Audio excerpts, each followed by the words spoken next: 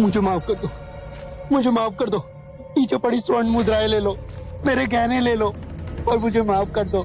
तुम कहोगे कि तुम्हें और धन चाहिए तो मैं इस वन में आके छोड़ दूंगा, पर मुझे छोड़ दो।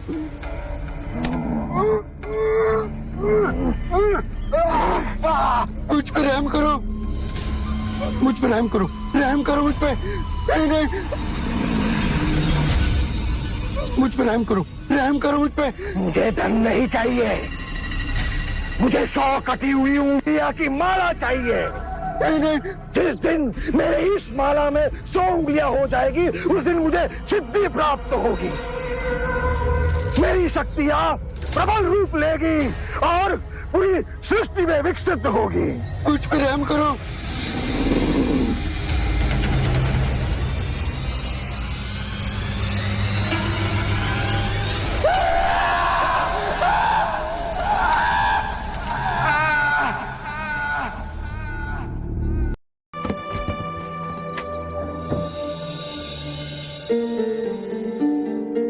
अंदर आइए। शाक्यमुनि, माफ करना, पर आप इस वक्त बाहर नहीं जा सकते। उंगली माल श्रावस्ती की सीमा पर देखा गया है। पूरे गांव के लोग डरकर अपनी खिड़की और किवाड़ बंद करके बैठे हैं।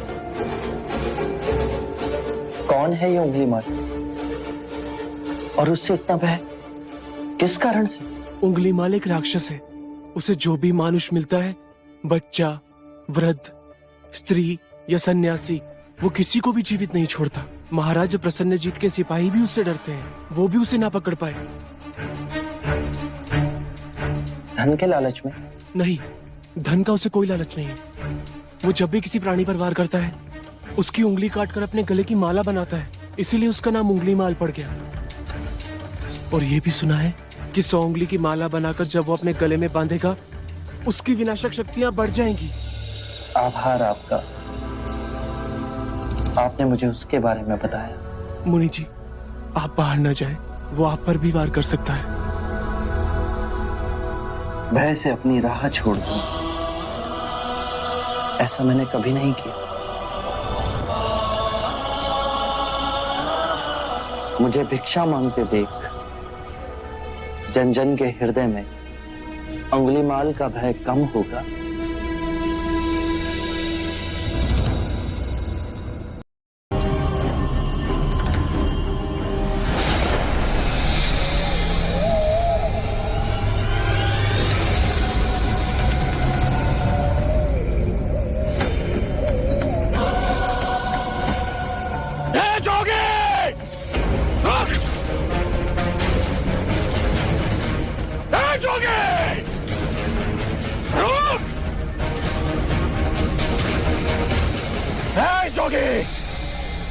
मेरे आदेश देने के बाद भी तू रुका क्यों नहीं? मैं तो बहुत पहले ही रुक चुका हूं, तुम ही नहीं रुके। मुझे मुझसे भय नहीं लग रहा। मैं आदि मानव हूं। नहीं, तुम मानव हो। जोगी, तूने कहा कि तू कब का रुक चुका है, और तू तो चल ही रहा था, और तूने ये क्यों कहा कि मैं नहीं रुका? मैं बहुत पहले ही रुक गया। ऐसे सारे बुरे कृत्य छोड़ दिए जिससे किसी भी प्राणी को दुख या कष्ट पहुंचे। मैंने जीवन की सुरक्षा करना सीखा। सब जीना चाहते हैं, बस तुम उन्हें करुणा से देखो तो।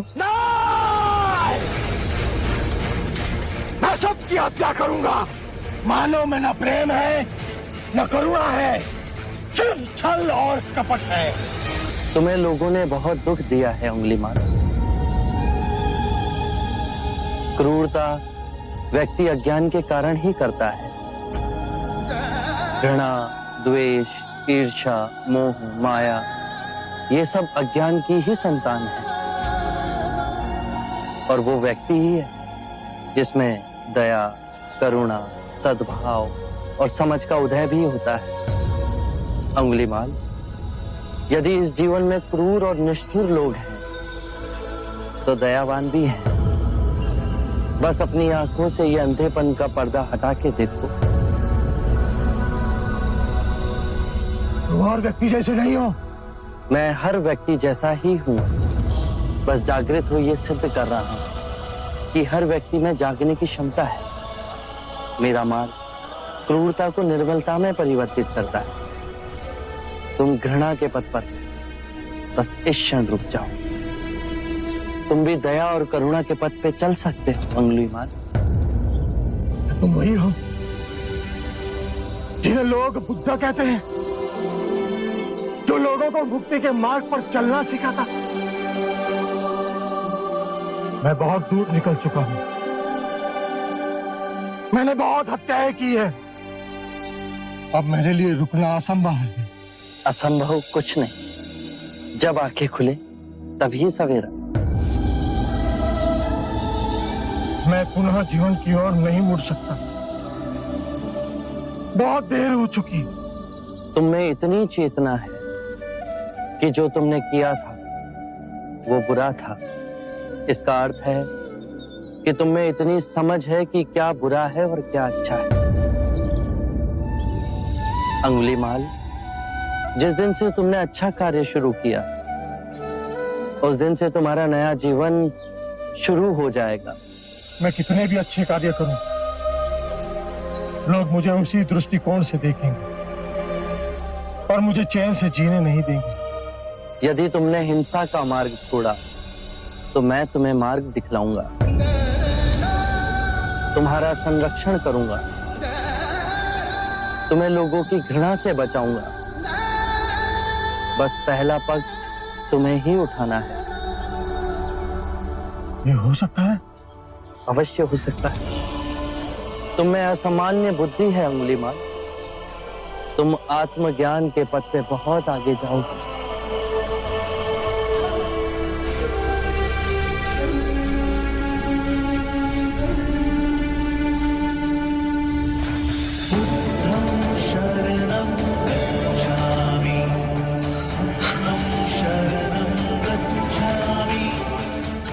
मैं आपको वचन देता हूं,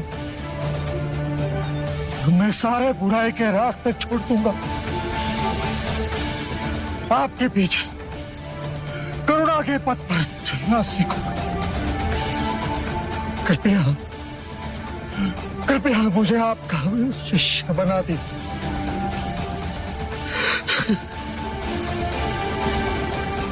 मैं शिष्य नहीं बनाता, व्यक्ति स्वयं संग से जुड़ता है।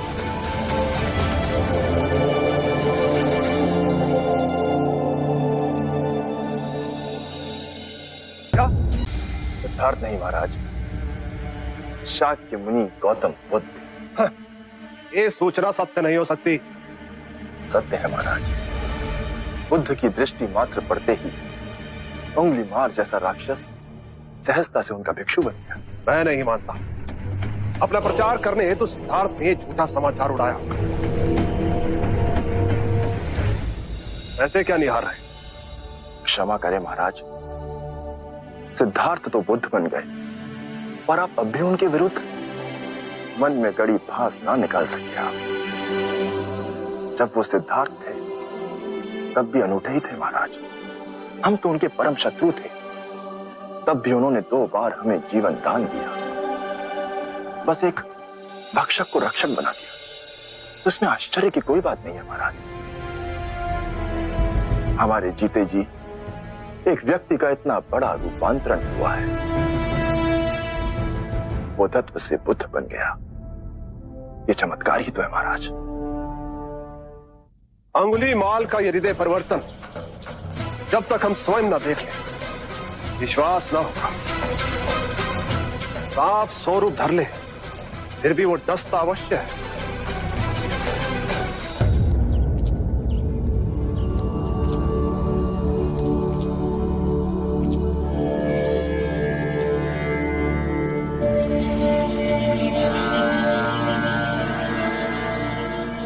बांदुल,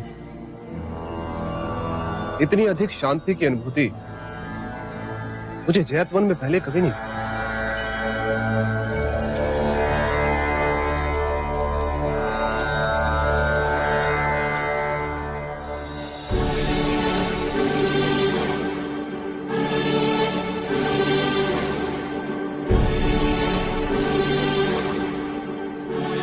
नहीं ये सिद्धार्थ नहीं, ये तो कोई देवता है।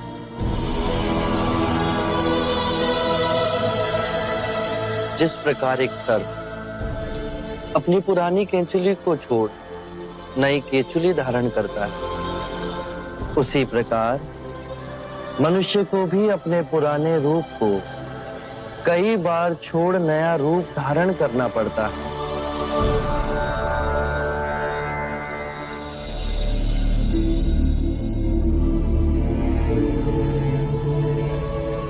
आइए कौशल नरेश, स्वागत है आपका।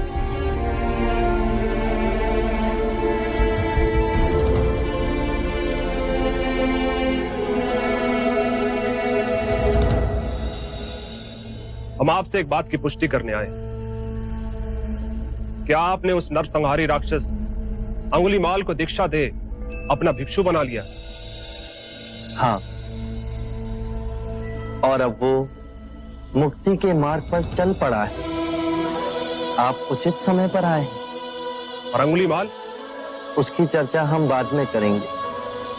पहले आप हमारे प्रिय भिक्षु की देशना सुन लीजिए। आओ अहिंसक।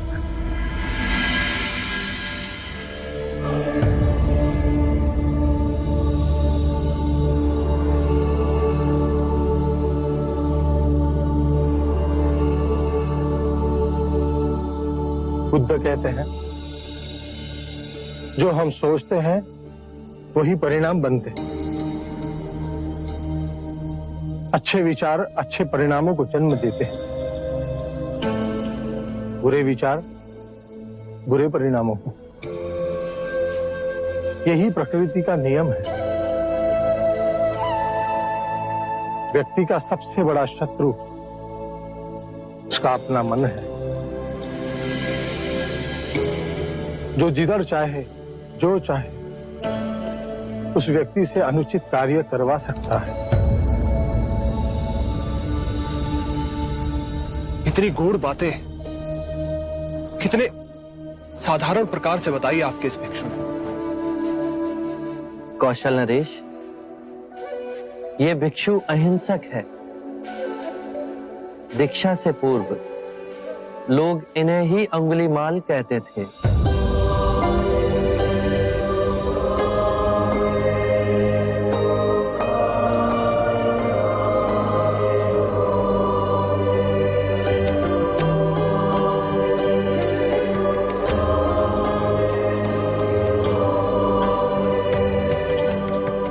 हमने आज तक सुना था कि एक हत्यारा साधु बन सकता है,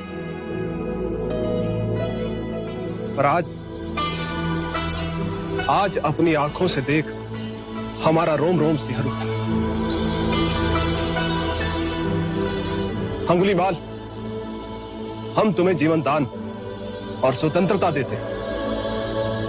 महाराज, आप दयालु हैं। नहीं,